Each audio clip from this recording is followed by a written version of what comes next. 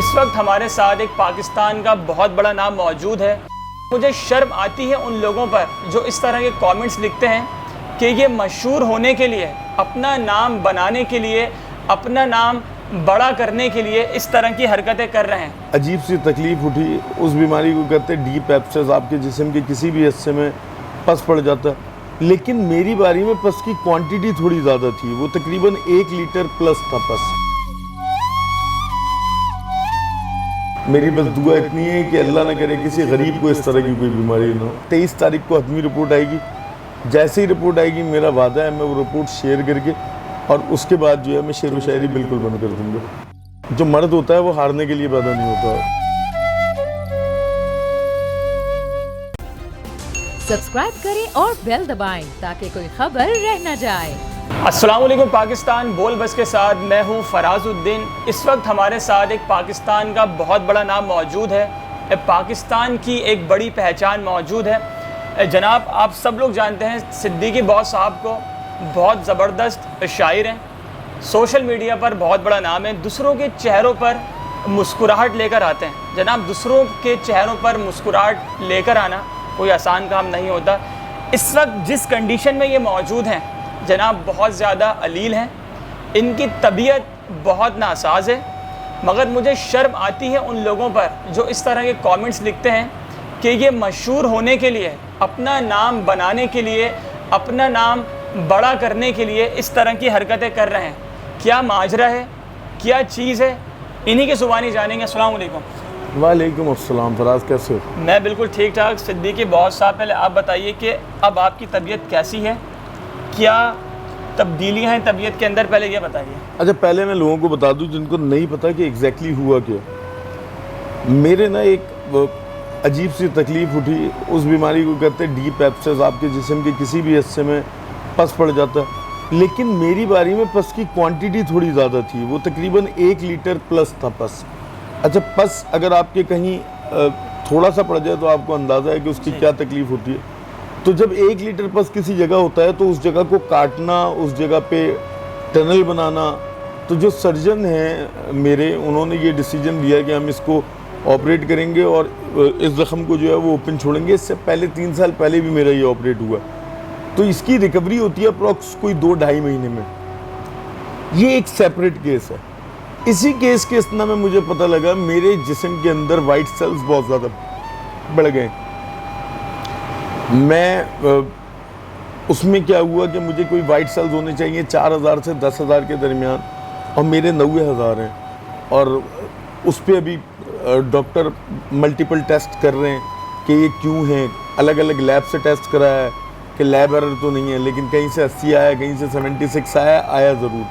फिर मेरे best courses कराए इन्होंने, जो बेस्ट एंटीबायोटिक्स होती हैं, पहले 5 दिन वो लगी, लेकिन अनफॉर्चुनेटली उन्होंने काम नहीं किया। और अब जो है वो दूसरी 5th जनरेशन एक एंटीबायोटिक होती है, नाम इसलिए नहीं ले रहा कि कंपनी है, तो वो 5th जनरेशन एक एंटीबायोटिक होती है, वो भी लगा दी उन्होंने, लेकिन उसके बाद भी कोई अच्छा रिज़ल्ट नहीं आया। ज़ख़म अप्रॉक्स 1 महीने में ठीक हो जाएगा, लेकिन जो तबीयत है वो फिल वक्त जो तबीयत दिख रही है वो थोड़ी लॉन्ग टर्म चलती हुई दिख रही है। सिद्दीकी बॉस साहब, मुझे ये बताइए कि कितने दिन पहले आपकी तबीयत ये ख़राब हुई है, और ऐसा क्या हुआ कि आपकी तबीयत इतनी नासाज हो चुकी है कि अगर आप कहीं उठकर जाते हैं तो आपको बड़ी तकलीफ़ होती है, आप बड़ी अजियत के अंदर होते हैं, आपकी आई थिंक डेली बेसिस पे जो है ड्रेसिंग वगैरह की जाती है, ज़रा इस बारे में थोड़ा सा बताइए। अच्छा, ड्रेसिंग तो रिक्वायरमेंट है। अच्छा, ड्रेसिंग, और ये कोई नॉर्मल ड्रेसिंग नहीं है। नॉर्मली क्या होता है, आपकी कोई ज़ख़म होता है तो रुई रख के पायोडीन से साफ़ करके और उसके ऊपर पट्टी बांध दी जाती है। मेरे साथ ऐसा नहीं है। मेरे ज़ख़म को जो है वो पहले हाइड्रोजन से धोया जाता है, फिर उसमें पायोडीन डाला जाता है, फिर एक चीज़ होती है यू सोल, उसमें पट्टी डिप करके फिर वो पट्टी इंसर्ट की जाती है पूरे ज़ख़म के अंदर, फिर उस पट्टी को बाहर निकाल लिया जाता है कि जितना भी गंद है, और ये प्रोसेस दिन में डेली होता है। और अगर इन केस मैं, क्योंकि वो मेरी जो ज़ख़म है वो बट से लेके रान तक जा रहा है, तो इन केस अगर मुझे वॉशरूम जाना पड़े या कोई ऐसी हाजत आ जाए तो वो ड्रेसिंग दोबारा होती है। तो ये तकलीफ़ दे तो बहुत है, बहुत ज़्यादा है, लेकिन अल्लाह का लाख लाख शुक्र है कि उस परवरदिगार ने मुझे बीमारी दी, तो मुझे कम से कम इतनी हैसियत दी थी कि मैं इन बीमारियों का इलाज करा पाता, स्टेरिलाइज पट्टियाँ ख़रीद पाता, मेडिसिन ले पाता। बहुत एक्सपेंसिव है, बहुत ज़्यादा एक्सपेंसिव है। मेरी बस दुआ इतनी है कि अल्लाह न करे किसी गरीब को इस तरह की कोई बीमारी ना हो। दोस्तों, जिन लोगों ने एक जहालत दिखाई है सोशल मीडिया पर और सिद्दीकी बॉक्स के बारे में उल्टे सीधे कमेंट्स लिखे, उल्टे सीधे अल्फाज का इस्तेमाल किया, जहालत वाले अल्फाज लिखे, मैं उनको एक बात बताना चाहता हूँ कि मैंने जो वीडियो देखी है वो वीडियो ऐसी थी कि मैं समझता हूँ कि आम बंदा वो वीडियो नहीं देख सकता। और वीडियो मैंने तकरीबन 30 सेकंड्स की देखने के बाद मोबाइल अपने सामने से हटा दिया, क्योंकि वो जो एक ज़ख़म था, जिस तरीके से उसको फिलअप किया जा रहा था, वो मुझसे नहीं देखा गया। ये मैंने अपनी आंखों से देखा है, प्रूफ मेरे पास मौजूद है। और उसी के साथ साथ ये चीज़ सोशल मीडिया पर बताना, वीडियो में बताना मुनासिब नहीं है कि क्या वजह है, क्या बीमारी है, कहाँ ज़ख़म है, कहाँ नहीं है, लेकिन वो चीज़ मैं देख चुका हूँ। अब बॉस ये बताइए कि जिन लोगों ने आपके लिए गलत अल्फाज का इस्तेमाल किया है, उल्टी सीधी बातें बोली हैं, तो उनके लिए आपका क्या मैसेज है? कोई मैसेज नहीं है। मेरी सबसे छोटी बेटी जो है, जब मैं उसकी किसी बात को नज़रअंदाज करता हूँ तो वो मुझसे बिल्कुल उल्टी बात करती है। मैं कल स्कूल नहीं जाऊँगी, मैं इस तरह ये नहीं करूँगी, तो उससे क्या होता है, उसके बाद मेरी जो है वो अटेंशन उसकी तरफ हो जाती है। और ये बस अटेंशन सीकर हैं। जो मेरे मुखलिस लोग हैं ना, वो मेरे लिए दुआ कर रहे हैं, और जो लोग मेरे मुखलिस नहीं हैं, फिर मैं उनकी फ़िक्र क्यों करूँ। बॉस ये बताइए कि जो आपकी ट्रीटमेंट है वो किस तरह की है? आपको लाइक डेली बेसिस पे इंजेक्शंस लग रहे हैं या मेडिसिन वगैरह का रोज़ाना इस्तेमाल कर रहे हैं? इंजेक्शन के कोर्सेज हो चुके हैं मेरे कंप्लीट। अब मेरी कल एक डॉक्टर के साथ मीटिंग है जो कि हेमाटोलॉजिस्ट है, जो कि खून की बीमारियों को देखती हैं। पाकिस्तान का सबसे बड़ा इदारा है NIBD, national institute blood disease, और वहीं से मैं ट्रीटमेंट करा रहा हूँ। लेकिन क्या डिजीज़ है मुझे अभी नहीं पता। वो लेकिन कुछ है जिसकी वजह से मुझे जाना पड़ रहा है। 23 तारीख को हतमी रिपोर्ट आएगी।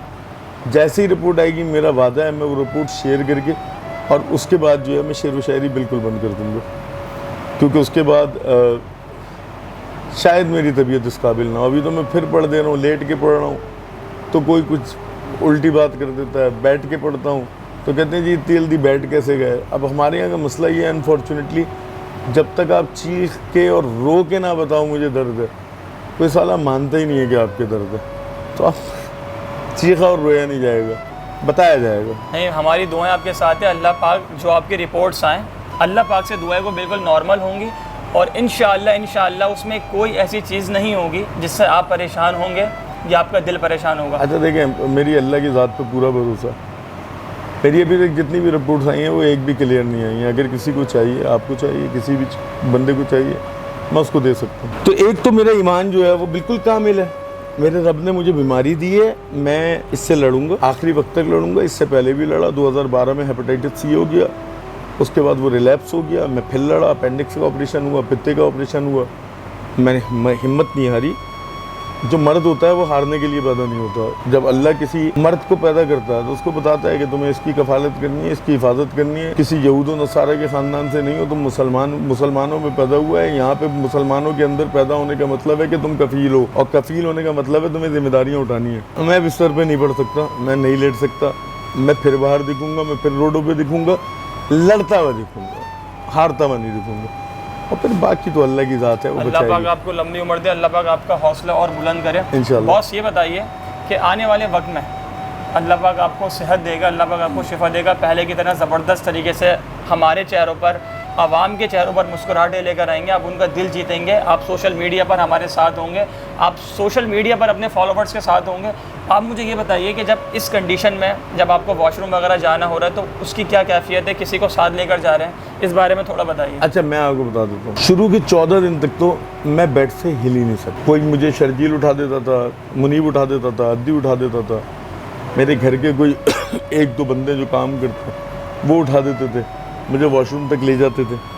लेकिन मैंने इतनी हिम्मत पहले दिन से नहीं आ रही कि मैं वॉशरूम कोई मेरे साथ जाए, बस ठीक है पकड़ के ले जाओ, जब मैं बाहर निकलूँ पकड़ लो, फ़ौरन पंखा ऑन कर दो, मुझे पसीना बहुत आ रहा है। अभी आपके साथ बैठा हूँ, AC चल रहा है, उसके बाद भी मुझे पसीना आ रहा है। तो मैं इंटरनली कंडीशन जो है वो मेरी थोड़ी सी डिस्टर्ब है, और डिस्टर्ब इसलिए कि अभी प्रॉपर डायग्नोज नहीं हुई है। डायग्नोज हो जाए तो शायद उसकी कोई दवाई शुरू हो जाए, तो अभी डायग्नोसिस की तरफ है। कुछ चीज़ों में ज़ख़म का पता है, उसकी दवाई खा रहे हैं, तो ये एक रीज़न है। तो हाँ, थोड़ी परेशानी इसलिए हो रही है। मैं जब हॉस्पिटल जा रहा हूँ, मैं लोगों को देख रहा हूँ तो मैं कह रहा हूँ या अल्लाह मेरी परेशानी बहुत थोड़ी है, तो पहले इनकी हल कर दे। मतलब मेरा बोन मैरो हो रहा था टेस्ट, तो वो उसमें क्या होता है, रीढ़ की हड्डी के अंदर आप हल्की सी ड्रिल टाइप की करके और उसके अंदर से गूदा निकालते हैं, वो बहुत पेनफुल टेस्ट है वो। तो मैं जब गया तो मैं चल के गया था, लेकिन मैंने ये देखा कि एक बंदा जिना हॉस्पिटल से स्ट्रेचर पे आया था वो टेस्ट कराने के लिए, क्योंकि शायद जिना हॉस्पिटल में वो फैसिलिटी मौजूद नहीं है और वहाँ से एक पेशेंट आया हुआ था। तो मैंने उनको ये कहा, यार मैं फिर बेहतर हूँ, मैं गाड़ी है मेरे पास, AC लेट जाऊँगा। मेरे बाद उनका नंबर था, तो मैंने बोला आप एक काम करें, आप इनको पहले कर दें और मैं जो है वो थोड़ी देर वेट कर लेता हूँ, जब तक मैं शेक वेक पी लेता हूँ और फिर मैं करा लूँगा। तो बड़े लोग बहुत परेशान हैं, ये बीमारी आसान चीज़ नहीं है। सिद्दीकी बॉस साहब, सबसे पहले आपका बहुत बहुत शुक्रिया, मैं आपका बेहद मशकूर और ममनून हूँ कि आपकी तबीयत बड़ी नासाज थी, आप बहुत ज़्यादा अलील हैं, उसके बावजूद आपने मुझसे बात की, आपने मुझे बुलाया और आप 2 दिन से सोए नहीं हैं। आपकी कैफियत इस वक्त सोने वाली थी, लेकिन ये सिर्फ मुझसे बात करने के लिए, मुझे इंटरव्यू देने के लिए यहाँ पर बैठे हैं। मैंने इनको रोका कि आप मुझसे बात कर लें, ताकि जिन लोगों ने सोशल मीडिया पर बड़ी गलत बातें की हैं उन तक ये बात पहुँच सकें। मैं यहाँ पर जो उनके साथ बैठा हूँ, जो मैंने वीडियो देखी है, जिस कंडीशन में सिद्दीकी बॉस साहब है, मैं आपको लिटरली बिल्कुल सच बता रहा हूँ कि अगर इस कंडीशन में मैं होता या मेरी जगह आप होते तो आप बिस्तर पर पड़े होते, आप उठ नहीं सकते थे, आप बात नहीं कर सकते थे और हो सकता है कि आप इस दुनिया में नहीं होते। ये मैं आपको हकीकत से आगाह कर रहा हूँ। और वेल जनाब, इंशाअल्लाह हमारी दुआएं आपके साथ हैं सिद्दीकी बॉस साहब। अल्लाह पाक आपको जल्द अज जल्द मुकम्मल सेहत अता फ़रमाए, अल्लाह पाक आपको तंदुरुस्ती अता फ़रमाए। हमें इंतज़ार रहेगा दोबारा कि हम आपको सोशल मीडिया पर देखें। आपकी शेर व शायरी लाखों लोग पसंद करते हैं, भले वो पाकिस्तान के अंदर मौजूद हों या पाकिस्तान से बाहर हों। तो भी सिद्दीकी बॉस साहब के फॉलोवर्स हैं, भले वो पाकिस्तान के अंदर हैं, पाकिस्तान से बाहर हैं, जहाँ कहीं भी हैं, मेरी आपसे इल्तिजा है कि आप इनके लिए दुआ कीजिए। और इस वक्त इनकी जो हालत है वो बहुत ज़्यादा क्रिटिकल है। उम्मीद करते हैं कि आप दुआ में याद रखेंगे। अगली दफ़ा फिर आपके साथ हाजिर होंगे। अपना बहुत सारा ख्याल रखिएगा। जब तक के लिए अल्लाह हाफ़िज़।